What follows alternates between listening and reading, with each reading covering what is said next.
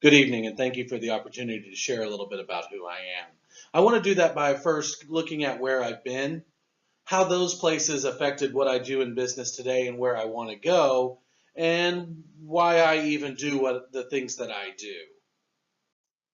Now, one of the greatest joys I ever had was playing football. I was blessed enough to play on into college and played at the college you see in the photo before you, Panhandle State University in Oklahoma.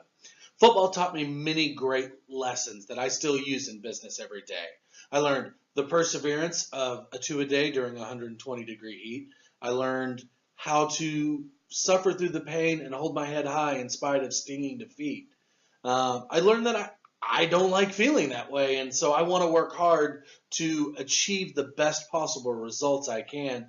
And probably most importantly, I learned how to lead people that don't necessarily have to follow me just by my own actions and the things that I do on a daily basis. Now, whenever I'm not on the football field, I can be found in the theater. And theater was very instrumental in what I do today because it helps me to find my voice to go in and move somebody. In the theater, you're trying to move the person out of the auditorium and into whatever life you're setting before you.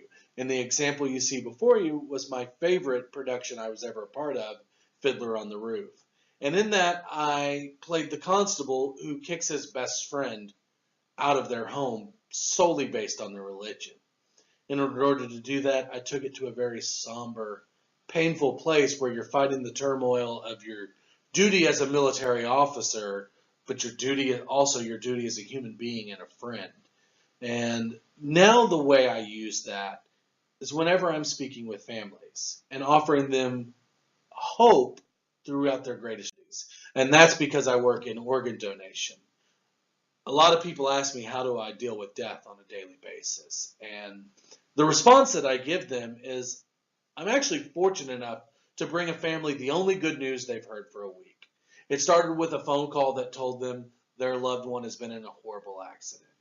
And then a physician came in and told them, we're doing everything we can, but it doesn't look very good. And finally, they were told that their loved one is no longer with us. And at the time where they start asking, what's next? Where do we go from here? That's when somebody from my organization comes in and offers them the legacy of saving lives through organ donation.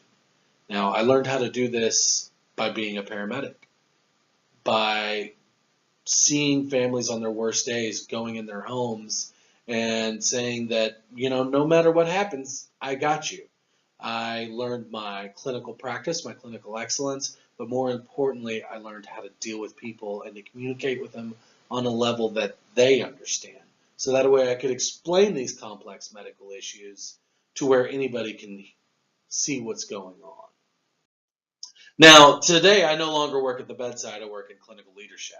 And one of my motivating factors there was something that was told to me by one of my former CEOs, Pat Giordano. And he said, if you work in healthcare and you're not directly taking care of people, you better be making life better for somebody who is. And so that's my constant goal every day, is to make the lives of my staff better. And I want to be the best leader I possibly can. And one of the ways that I plan on doing that is attending the Neely School of Business for my MBA in healthcare. Now, what drives me to work this hard and to do these 30-hour days? It's easy. It's my family. You see them there before you, my beautiful wife of 5 years, and we have 3 children. The reason you see the blackout on 2 of the children's faces, we're currently in the process of adopting them through CPS. And so the court system doesn't like them to have any kind of online content. And since it's a publicly shared video, we decided that that was the best way to still be able to tell you who I am without violating their trust. Now, the last picture I'm going to show you is what I call my why. And it looks like just another family picture, but it actually has a deeper meaning for me.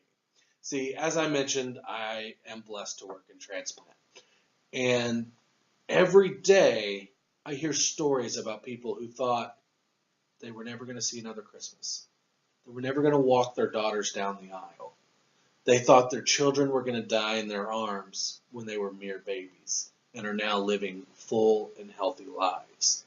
And that's what this photo is for me. This is my family singing Christmas carols as people drove by to look at Christmas lights in our neighborhood.